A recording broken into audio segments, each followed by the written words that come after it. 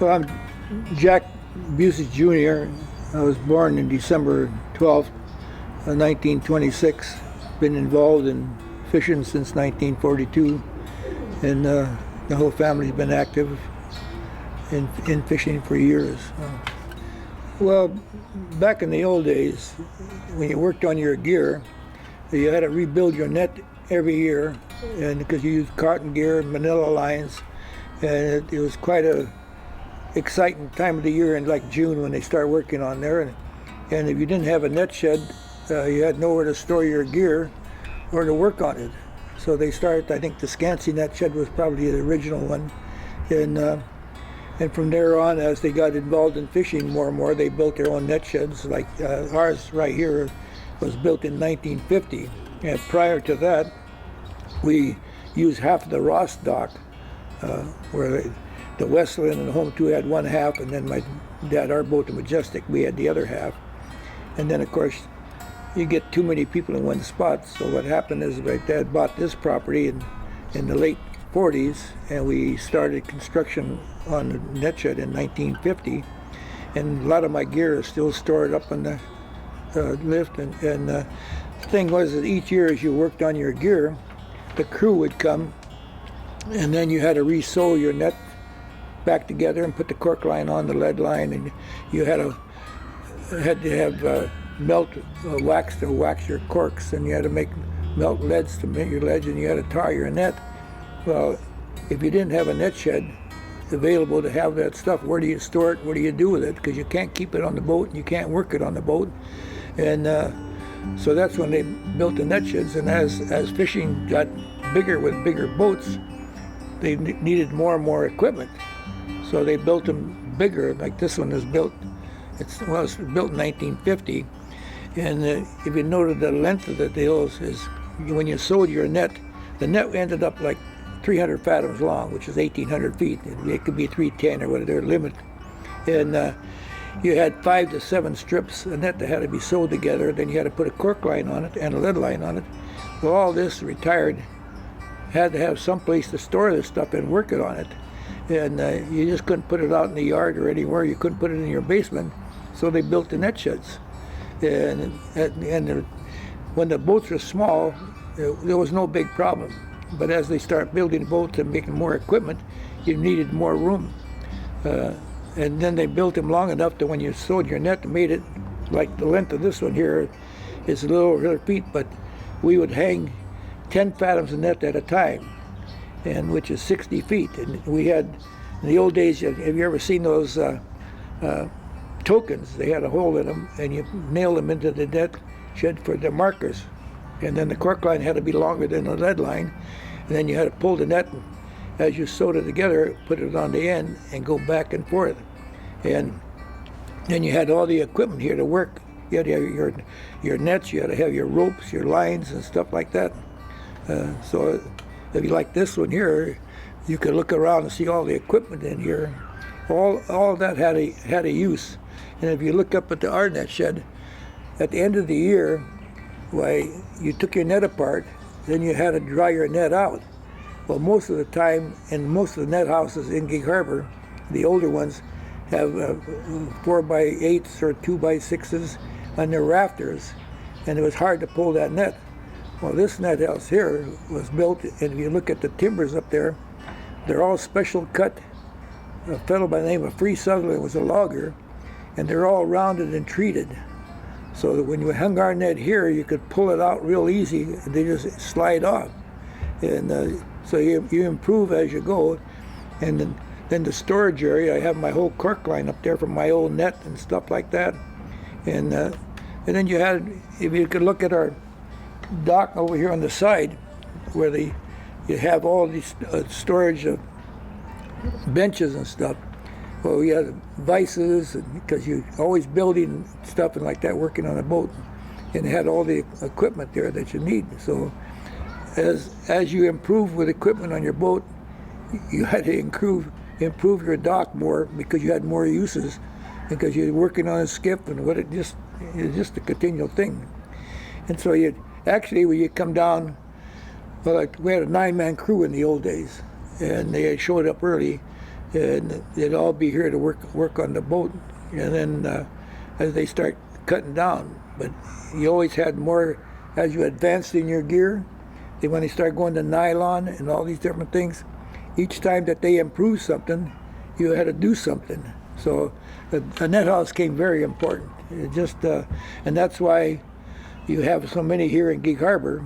But as the people retired and stuff, and I just thinking about, we had 6 or 7 net houses that are not here no longer, like the Gillich one, the Novak one, the Plancich one, and the Perovich lost theirs, and Malich's, and I think there's either 7 or 8 that used to be on the water, but here are here no longer.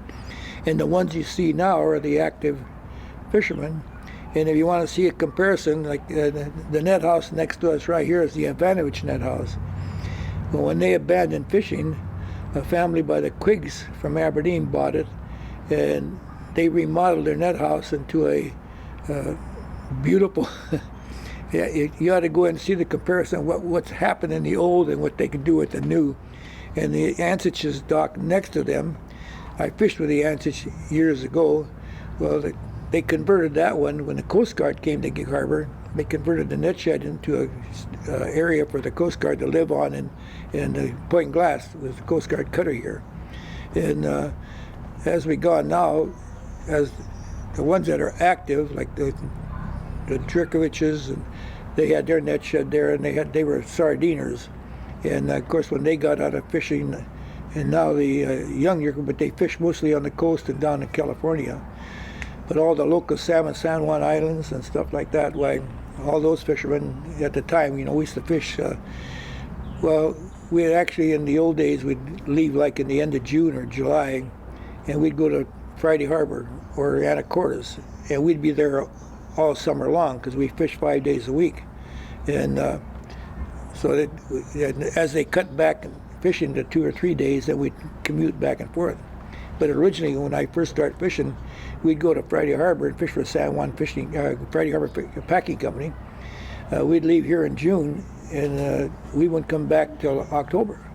So that was our second home. And then when we come back here, we'd either fish fall would be from October 5th to November 20th. And when November 20th was over, why then you'd come in, you'd take your whole net apart, and you put it on the dock here and strip it all down, you bluestone it, then hang your gear up, and start over again. So the net house came to a very, almost like another home. You were active here, when you worked on your net, you came down early in the morning, you worked all day long at night, and in those days, on this one here, we used to have a stove and do some cooking on it, but most of the time, you'd work on the gear here, and you'd have a boat on anchor, and the cook would cook out there, then you'd go out and eat. And so over the years, it was interesting, and but very active. Net houses were active, tarring the gear and fishing. It was just, Gig Harbor was a buzz from like June and July with people coming, working, all the people.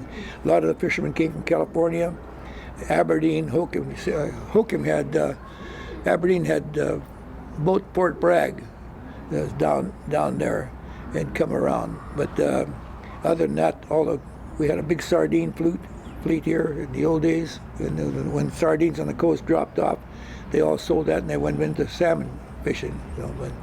So there was a need for them, and there still is. Now they're all history, and the big problem is now is trying to maintain them and keep them up, because they're changing the laws so much that environmentally they don't want creosote, they don't want this, like now, this net house is converted.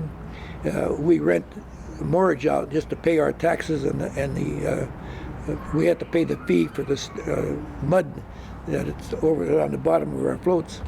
And the Department of Natural Resources, like in our case here, we don't use the mud, but I pay over $8,000 a year just for having my floats over the top of the beach here. And so that's why we have to rent some of it out. So it's not an active net house anymore.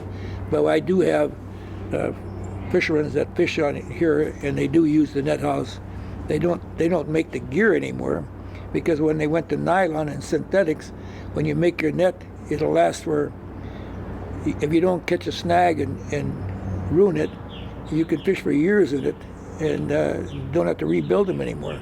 And when you come back from fishing now, they put them on a trailer and take them.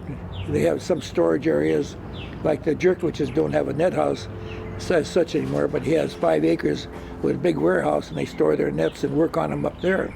So the whole history of the time has changed completely, and so now they're mostly historical. But like the Larviches over here, they have their active net house and work it, but of course they don't hang the net there that often because of the nylon equipment, and but they use them for the storage in their gear and stuff like that, so they're still active in use. So, well, when you go way back to the Bujaciches, when they first came here and settled in Gig Harbor, most of them came from Croatia, different parts of Croatia.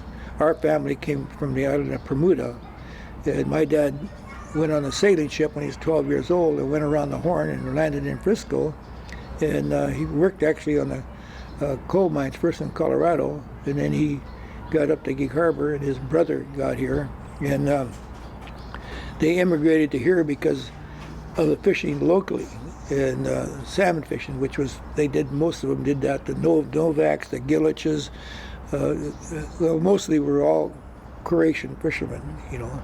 The Rosses were the Bujacich, the Skansies, and as they just kept coming over, immigrating to Gig Harbor, and because of San Juan Island, which was a great salmon fishing area, and we had fall fishing like right outside of Gig Harbor here, and we used to fish from October to November 20th, and just this last year they had a one-day opening out there, and they got 7,000 fish, the different boats right here in West Pass, which you didn't realize there was that many salmon going by. So they and as they come, when the first ones came in like Gig Harbor in the fishing, then they'd send home and tell the families there, and then that would spin off to other families, and then they would come over, and then they'd send for their uncles or whatever, and it'd start. If I start naming, well, I'll go just right next door was the Ivanoviches, then the Bebiches, and the Jerkoviches, and then the Maliches, and the Paradiches, and the Giliches, and the Novaks, and the Radosich, and the Dordiches, and the Skansies. I mean, these are all different people that came from different parts of the country, and a lot of them always went back to visit. But it started in the beginning. They came here and they liked Gig Harbor so much that they would write home to people, and the next thing you know, they start bringing their relatives over here, and that's actually how they all built up and got involved in the fishing, because it was a big industry at the time, and big market and the whole works. So there was a lot of activity, and you had good years and bad years. And like I started fishing in 1942, and I fished actually my uncle on the home too, but the war broke out in 41, and a lot of the young people left, and I was going to school, and my dad says, you got to quit school, we don't have a crew, you got to go fishing. So that's when I ended up fishing, and people getting crews and building your crew up, you had a hard time finding your crew, but it got to be a great place and very active community and kind of working on gear. I don't know what the kind of a tide there is in Croatia, different water, but here we'll have say a 12, 13 foot flood. But like this time of the year in June, you have the big minuses. You'll have a big high water, but you'll have a 4 foot minus. So you got to, if you're working on like this dock right here, when we worked on our nets, there's only certain times when you can bring your boat to the end of the dock. So you got to know the tides and stuff like that. And there isn't very many docks in Gig Harbor when they built that you could keep your boat there all the time. There's a couple that they dredged and they could do it, but you had to know the tides, that's when you can quit, when you can bring your boat in, when you couldn't do it, what your timing is. And like now, if you look at the fleet over there, you got the Larvich boys, they're going to go to Alaska. Well, you work on tides. Now, they'll leave here on a high water, and only because when they go through parts of Canada, there's very strong currents and whirlpools in a certain area. So you time it so you go there and hit there at the slack tide. And so everything came a part of what you did on your gear. I mean, you had to know the tides. You had to know definitely the tides to fish, because back in the old days, with the smaller boats, you'd fish mostly on the tides. But now with the new equipment, with power and the skiff, you can fish on strong tides, especially with the nylon gear. Everything is light, you can tow it and stuff like that. So it made a whole change in the industry. As you go and improve, everything improves and becomes different and more easy. We fished a 9-man crew.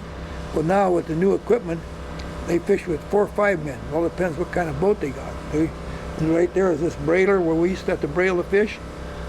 Now their gear, they don't even have to do that anymore. It's all automatic.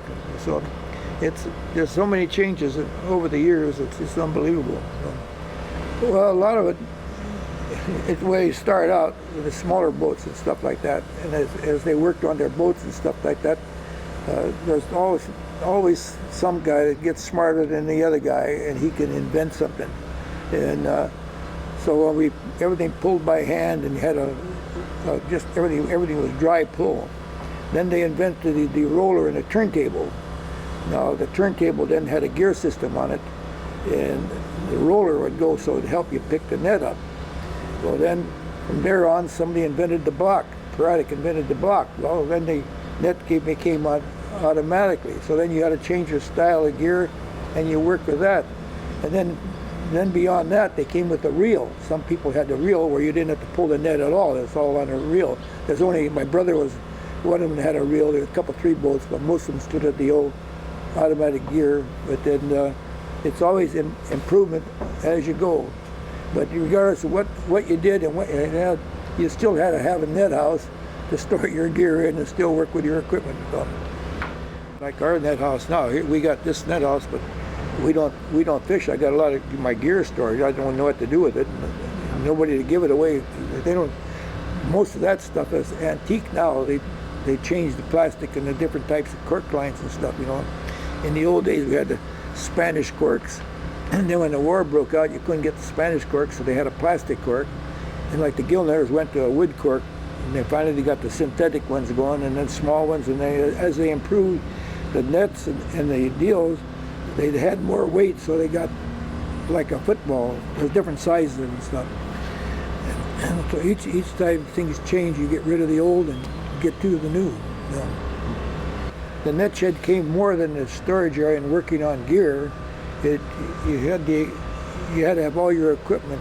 Like if you look, our net shed back there got a screen off area where you storage valuable equipment that you had to have.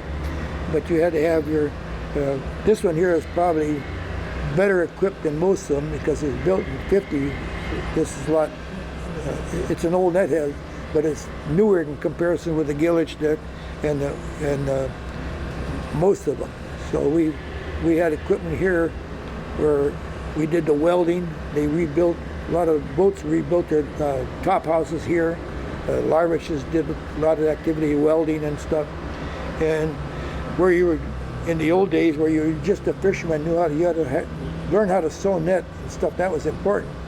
Well, as they advanced, like you go over to the Larviches, they're all my cousins, but they can weld, they can rebuild their own stuff, they can rebuild their boats. They all learned it. And my dad was an extra boat builder, and our boat was built in launched in 1925. In fact, it was April 29th, my brother's birthday.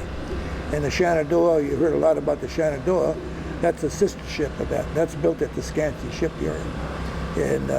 And each year, as they built these boats bigger, you had to have more and more equipment.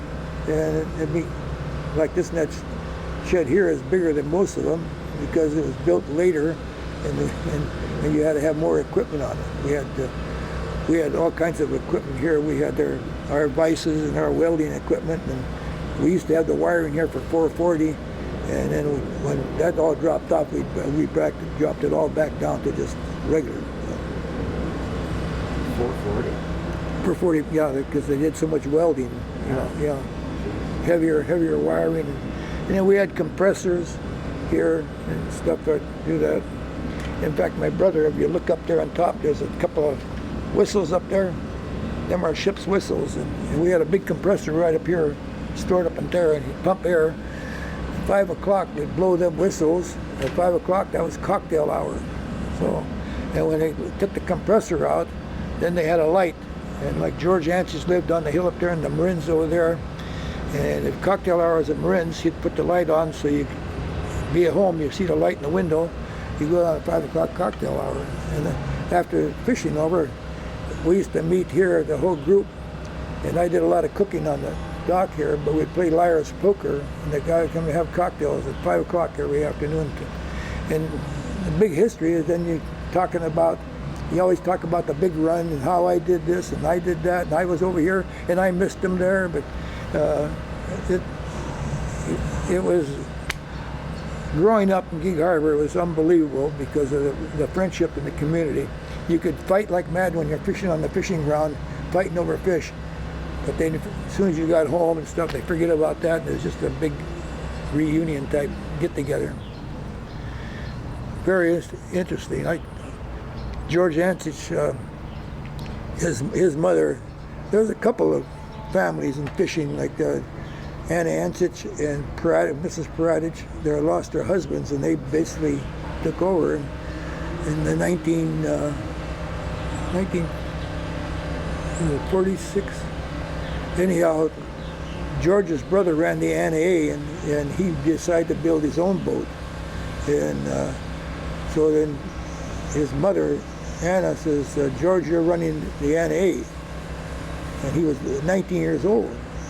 And he had fished a lot, in fact, on the boat and stuff, had been with him. And so he's going to run the Anna A. Well, Anna A was a 76-foot boat. They didn't do salmon fishing, but they did sardines on the coast. But then dragging became popular there during the wartime.